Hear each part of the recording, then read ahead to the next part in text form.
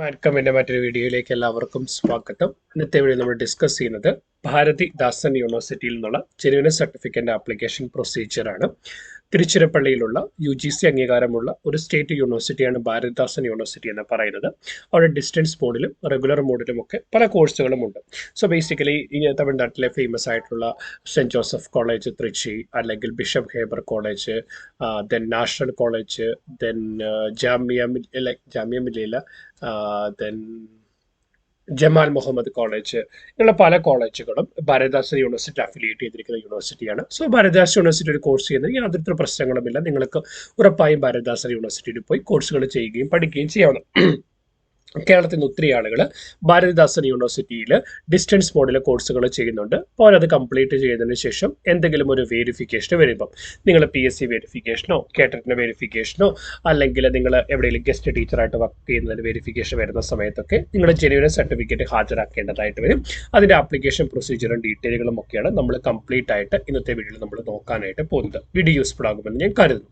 ഒരു ഉദാഹരണം പറഞ്ഞാൽ നിങ്ങൾ കേട്ടറ്റിൻ്റെ വെരിഫിക്കേഷന് ഡിസ്ട്രിക്ട് എഡ്യൂക്കേഷൻ ഓഫീസിൽ പോയി അന്നേരം അവർ നിങ്ങളോട് പറയുകയാണ് നിങ്ങളുടെ ഡിഗ്രി പ്രോഗ്രാം എന്ന് പറയുന്നത് കേരളത്തിന് വെളിയിൽ നിന്നുള്ള ഒരു യൂണിവേഴ്സിറ്റിയിൽ നിന്ന് പഠിച്ചത് കൊണ്ട് ജെനുവിൻ സർട്ടിഫിക്കറ്റ് ഹാജരാക്കണം. ഒരു ഉദാഹരണം പറഞ്ഞാൽ നിങ്ങൾ പഠിച്ചത് BA ഹിസ്റ്ററി ആണെന്ന് വിചാരിക്കാം. അപ്പോൾ എന്ത് സംഭവിക്കുന്നു?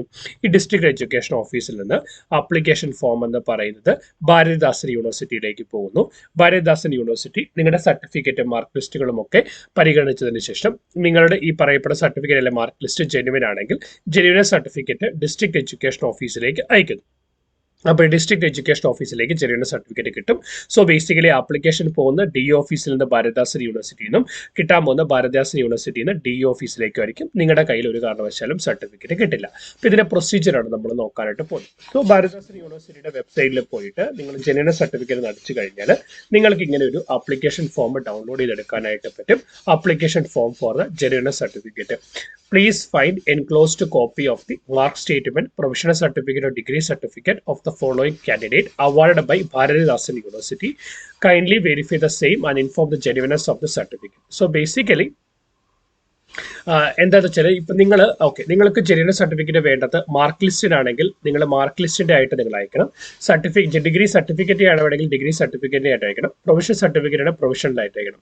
അതായത് മൂന്നും കൂടെ ഒരു സിംഗിൾ ആപ്ലിക്കേഷനിൽ പറ്റില്ല. ഓരോന്നിനും 3 ഡിഫറൻറ്റ് ആപ്ലിക്കേഷൻസ് ആണ് നിങ്ങൾ സബ്മിറ്റ് ചെയ്യേണ്ടതായിട്ടുള്ളത്. ഒന്നാമത്തെ കാര്യം, മിക്കവാറും യൂണിവേഴ്സിറ്റികളെ എല്ലാത്തിനെയും കൂടെ ഒന്നിച്ചു മതി. പക്ഷേ ഭാരതിദാസൻ യൂണിവേഴ്സിറ്റി 3 ഡിഫറൻറ്റ് ആപ്ലിക്കേഷൻ ആയിട്ട് കൊടുക്കണം. അപ്പോൾ നിങ്ങൾക്ക് എന്താണോ വെരിഫിക്കേഷൻ ആവശ്യമായിട്ടുള്ളത്, വെരിഫിക്കേഷൻ കഴിഞ്ഞ് എന്താണോ കിട്ടേണ്ടത് നിങ്ങൾ വെരിഫിക്കേഷൻ ഓഫീസറോട് ചോദിക്കുക. അതനുസരിച്ച് നിങ്ങളുടെ ആപ്ലിക്കേഷൻ ഫോമിൽ ടിക്ക് ചെയ്യാം.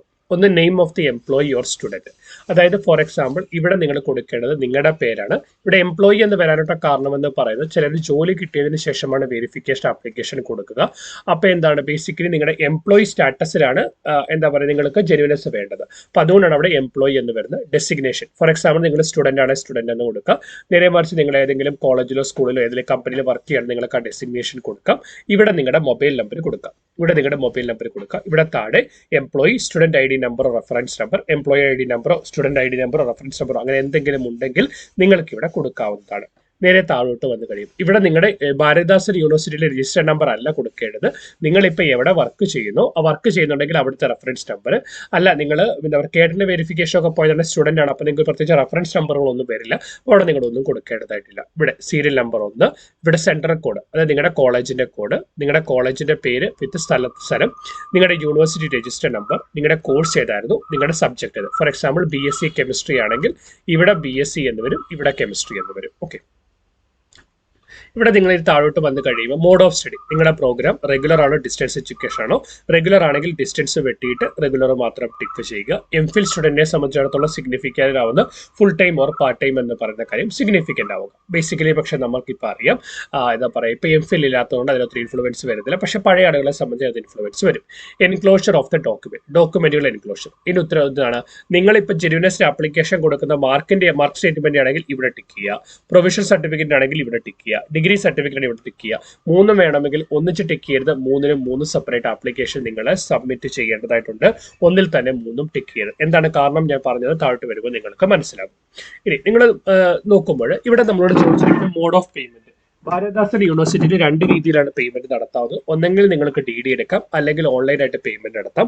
ഇപ്പൊ നിങ്ങൾ ഏത് മോഡ് ഓഫ് പേയ്മെന്റ് ആണ്, ഫോർ എക്സാമ്പിൾ ഡി ഡി ആണെങ്കിൽ നിങ്ങൾ ഡി ഡി എന്ന് കൊടുക്കുക, ഓൺലൈൻ ആണെങ്കിൽ online payment number.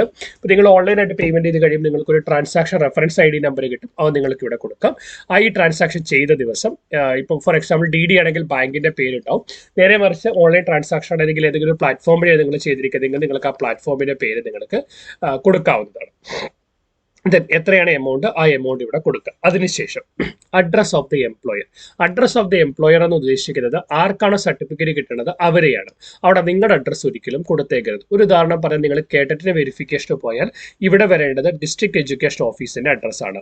P S C ഓഫീസിലേക്കാണ് വേണ്ടതെങ്കിൽ ഇവിടെ വരേണ്ടത് പി എസ് സി ഓഫീസിന്റെ അഡ്രസ്സാണ്. ഇനി വേണ്ടത് ഏതെങ്കിലും ഒരു യൂണിവേഴ്സിറ്റി രജിസ്റ്റർക്കാണ് ജെന്യൂനെസ് ആവശ്യമായിട്ടുള്ളതെങ്കിൽ ഇവിടെ വരേണ്ടത് UGC അല്ലെ ആ രജിസ്റ്റേർഡ് അഡ്രസ്സാണ് വരേണ്ടത്. നേരെ മറിച്ച് നിങ്ങളുടെ ഏതെങ്കിലും ഒരു സാലറി ക്ലെയിം ചെയ്യുന്നതിന് വേണ്ടിയാണ്, അപ്പോൾ ആ സ്കൂളിന്റെ പ്രിൻസിപ്പൽ അല്ലെങ്കിൽ ലൈക്ക് എന്താ പറയുക HM കിട്ടണമെങ്കിൽ ആ അഡ്രസ് കൊടുക്കണം. കൃത്യമായിട്ട് അവരുടെ മൊബൈൽ നമ്പറും അതുപോലെ ഇമെയിൽ IDയും പിൻകോഡും കൃത്യമായിട്ട് കൊടുക്കുക. അഡ്രസ്സ് കൃത്യമായിട്ട് രേഖപ്പെടുത്താൻ ശ്രമിക്കുക. കാരണം ഈ അഡ്രസ്സിലേക്കാണ് ജെന്യൂനെസ് സർട്ടിഫിക്കറ്റ് ഇഷ്യൂ ചെയ്യപ്പെടുക. ഇവിടെ signature of the employer with seal. ഇവിടെ employer with seal. Employer with seal എന്ന് ഉദ്ദേശിക്കുന്നത് ആർക്കാണോ സർട്ടിഫിക്കറ്റ് വേണ്ടത് ആ ഓഫീസറുടെ സൈനും ഓഫീസ് സീലുമാണ്. ഉദാഹരണം പറഞ്ഞാൽ, നിങ്ങൾ കേട്ടറ്റ് വെരിഫിക്കേഷന് പോയാൽ ഡിസ്ട്രിക്ട് എഡ്യൂക്കേഷൻ ഓഫീസറുടെ സൈനും സീലുമാണ്. നിങ്ങൾ ഗസ്റ്റ് ആയിട്ട് വർക്ക് ചെയ്യുന്നു, അവിടുത്തെ വെരിഫിക്കേഷൻ ഓഫീസർ ആ സ്കൂളിന്റെ ഹെഡ് മാസ്റ്റർ ആയിരിക്കും. അപ്പോൾ ഹെഡ് മാസ്റ്ററുടെ സൈനും സീലുമാണ് ഇവിടെ വേണ്ടത്. ഓക്കെ, ദെൻ ഇവിടെ പ്രത്യേകം ശ്രദ്ധിക്കേണ്ട കാര്യം, genuineness of the required certificate will be issued at the request of the employer only. അതായത് എംപ്ലോയർ ആവശ്യപ്പെട്ടാൽ മാത്രമേ എന്താ പറയുക ജെന്യൂനെസ് സർട്ടിഫിക്കറ്റ് ഇഷ്യൂ ചെയ്യപ്പെടുകയുള്ളൂ. ഏതെങ്കിലും ഒരു ഇന്ത്യൻ ഇൻസ്റ്റിറ്റ്യൂഷനോ കമ്പനീസോ ഓർഗനൈസേഷൻസോ എസ്റ്റാബ്ലിഷ്മെന്റോ ആണെങ്കിൽ ഫീസ് എന്ന് പറയുന്നത് 2000 രൂപയാണ്. നേരെ മറിച്ച് ഫോറിൻ ഇൻസ്റ്റിറ്റ്യൂഷൻസിലാണെങ്കിൽ ലൈക്ക് എന്താ പറയുക $150 ഫീസായിട്ട് വരുന്നത്. ഇനി എപ്പോഴും ജെന്യൂനെസ് സർട്ടിഫിക്കറ്റ് ആപ്ലിക്കേഷനോടൊപ്പം ഏതാണോ വെരിഫിക്കേഷൻ ഓഫീസ് ആ ഓഫീസിൽ നിന്നൊരു റിക്വസ്റ്റ് ലെറ്ററോട് അവിടെ ഒഫീഷ്യൽ ലെറ്റർ അപ്പോൾ അതിൽ അറ്റാച്ച് ചെയ്യുന്നത് നല്ലതാണ്. അങ്ങനെയാകുമ്പം ജെന്യൂനെസ് കിട്ടാനായിട്ട് എളുപ്പമുണ്ട്. ആ റിക്വസ്റ്റ് ലെറ്ററിന്റെ ഫോർമാറ്റ് കൃത്യമായിട്ട് നമ്മുടെ ചാനലിൽ കൊടുത്തിട്ടുണ്ട്, നിങ്ങൾക്ക് കണ്ടു നോക്കാവുന്നതാണ്. നേരെ മറിച്ച് നിങ്ങൾക്ക് അവർ ആ റിക്വസ്റ്റ് ലെറ്റർ തരില്ലെന്നാണ് പറയുന്നതെങ്കിൽ സോ ഗുഡ്, എന്താണ് കയ്യിലുള്ളത് അത് വെച്ചിട്ട് നിങ്ങൾക്ക് ആപ്ലിക്കേഷൻ കൊടുക്കാം. Instructed to the employer. ഇവിടെ കൃത്യമായിട്ട് മനസ്സിലാക്കേണ്ട കാര്യം, ഒന്ന്, genuineness certificate of a mark statement, professional certificate, degree certificate of a student is issued to the employer of the state. എംപ്ലോയറിന് മാത്രമേ അയച്ചു കിട്ടുകയുള്ളൂ, ഒരു കാരണവശാലും സ്റ്റുഡന്റിന്റെ കയ്യിലേക്ക് കിട്ടത്തില്ല. Submit a separate application for each certificate. അതായത് നിങ്ങൾക്ക് ഡിഗ്രി സർട്ടിഫിക്കറ്റ് വേണമെങ്കിൽ ഒരു ആപ്ലിക്കേഷൻ വെക്കണം, പ്രൊഫഷണലാണ് വേണമെങ്കിൽ മറ്റൊരു ആപ്ലിക്കേഷൻ വെക്കണം, ഡിഗ്രി സർട്ടിഫിക്കറ്റ് ആണെങ്കിൽ മറ്റൊരു ആപ്ലിക്കേഷൻ വെക്കണം. ഇനി ഏതിൻ്റെയാണോ ജെന്യൂനെസ് ആവശ്യമായുള്ള അതിന്റെ കോപ്പി വെക്കുക. എന്താണ് ഫീസ് അടച്ചതിന്റെ റെസിപ്റ്റ്, ഫീസ് അടച്ചതിന്റെ റെസിപ്റ്റ് പെർ സർട്ടിഫിക്കറ്റിന്. നേരെ മറിച്ച് നിങ്ങളുടെ ആപ്ലിക്കേഷൻ എന്ന് പറയുന്നത് നിങ്ങളൊരു ഗവൺമെന്റ് കോളേജിൽ പഠിപ്പിക്കുന്ന ടീച്ചറാണെങ്കിൽ, നിങ്ങൾ ഫീസ് അടയ്ക്കേണ്ടതായിട്ടില്ല.